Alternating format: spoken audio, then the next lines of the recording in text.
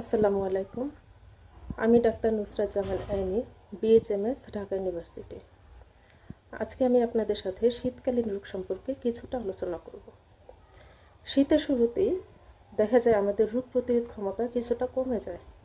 ঠান্ডা আবহাওয়া, ধুলাবালি, ভাইরাল সংক্রমণ এ সময় বেশ কিছু রোগকে খুব দ্রুত ছড়িয়ে দেয়।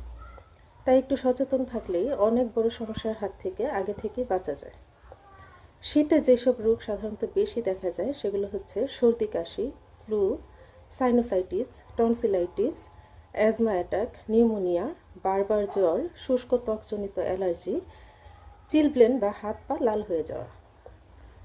চলুন জেনে নিই কেন এই সময় রোগ বাড়ে। এই সময় ঠান্ডা বাতাসে শ্বাসনালীর সংবেদনশীলতা বৃদ্ধি পায়।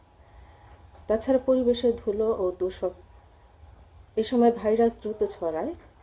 লোকজনের ভিড়ে সংক্রমণের ঝুঁকিটা বেশি থাকে।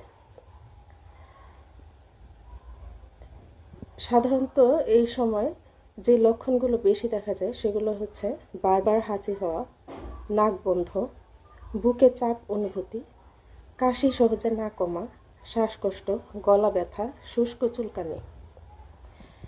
এই সময় নিজেকে সুরক্ষার জন্য আমরা যা যা করতে পারি সেগুলো হচ্ছে গরম কাপড়ে নাক মুখ ঢেকে রাখতে পারি।